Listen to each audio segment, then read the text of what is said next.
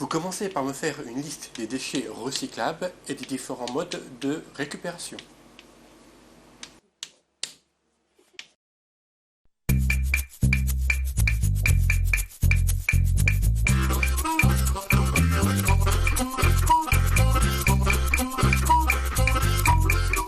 Le tri sélectif, tu veux savoir comment ça marche? Mais réfléchis, comment ça se passe à la maison? Tu sais pas? Bah alors demande à des spécialistes. Bonjour, pouvez-vous vous présenter s'il vous plaît? Nous sommes une société prestataire de services pour les collectivités locales, donc la société Sphère d'Avranches. Nous travaillons pour le compte du syndicat de la Pérelle dont le président et le vice-président sont près de moi et nous faisons ici la collecte sélective des déchets ménagers.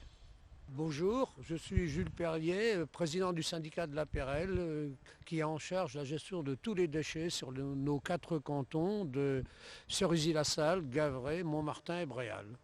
Voilà. Et donc Guy Nicole, conseiller général maire de Gavray, mais en même temps vice-président de Jules au niveau du syndicat de la Pérelle. À quoi servent tous ces containers? Alors ces conteneurs servent à collecter donc les déchets ménagers recyclables. On a tout d'abord le verre qui est près de nous, les conteneurs à bande verte. Donc le verre, toutes les bouteilles en verre, y compris les pots de confiture. Et il faut savoir que le verre est recyclable à l'infini. En numéro 2, nous avons ce que l'on appelle les conteneurs pour les corps creux. Donc normalement ce sont des bandes jaunes, ici ce sont des bandes grises que les conteneurs ont déjà un certain âge. Dans ces conteneurs, on y trouve les bouteilles plastiques, avec les bouchons si possible, les briques alimentaires, les boîtes de conserve, que ce soit en ferraille ou en acier. Et ensuite, on a donc les conteneurs pour les corps plats, c'est-à-dire tout ce qui touche les papiers, journaux, magazines, cartonnettes, annuaires, qui sont collectés dans ces conteneurs. Une fois dans les containers, que deviennent les déchets? Bien, les conteneurs sont enlevés et sont apportés au centre de tri de Donville-les-Bains que nous allons aller visiter dans quelques instants.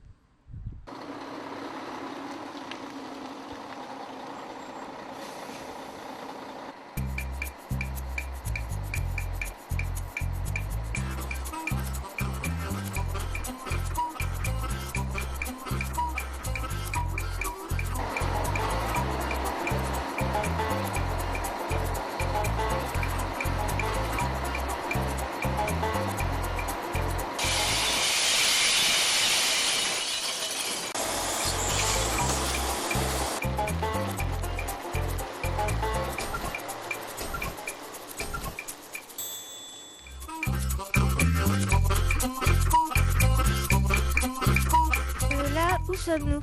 Nous sommes à la déchetterie de Gavray, déchetterie qui est située au centre du canton de Gavray. C'est une des 4 déchetteries du syndicat de la Pérelle, puisque maintenant les habitants des 4 cantons regroupés au syndicat de la Pérelle peuvent aller dans l'une des 4 déchetteries à leur disposition. À quoi sert cette déchetterie?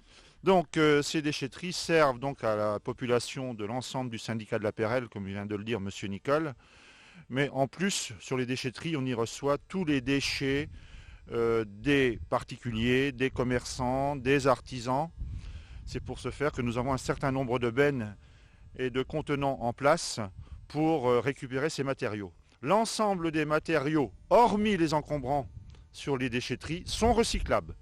Notre entreprise donc gère la déchetterie, y compris de l'accueil, jusqu'à la phase finale, l'envoi des produits vers les sites de recyclage. En moyenne, combien de personnes passent déposer leurs déchets? En saison hivernale, entre 50 et 60 personnes par après-midi. Et en été, ça va jusqu'à 130, 140. Donc maintenant, pouvez-vous nous emmener au centre de tri? Mais bien sûr, avec plaisir, nous allons visiter le centre de tri de Donville pour voir le devenir de tous ces déchets.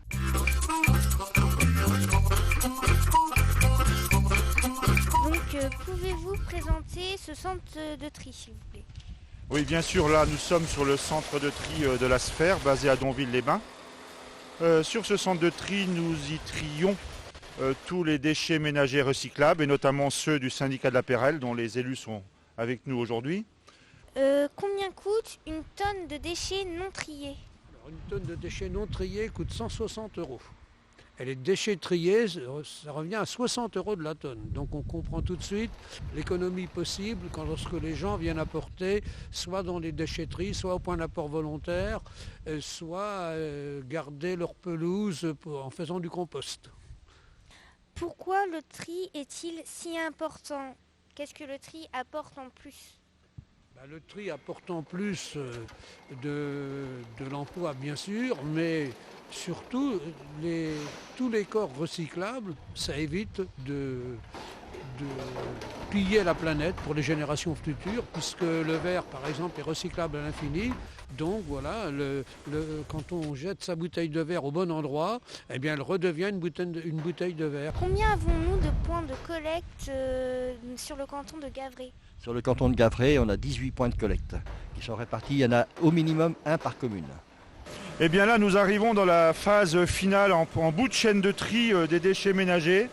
Alors il nous reste ce qu'on appelle, nous, dans notre jargon, tous les indésirables, qui s'en vont en centre d'enfouissement de classe 2 à Isigny-le-Bois, c'est-à-dire des papiers gras, des chutes de plastique non recyclables.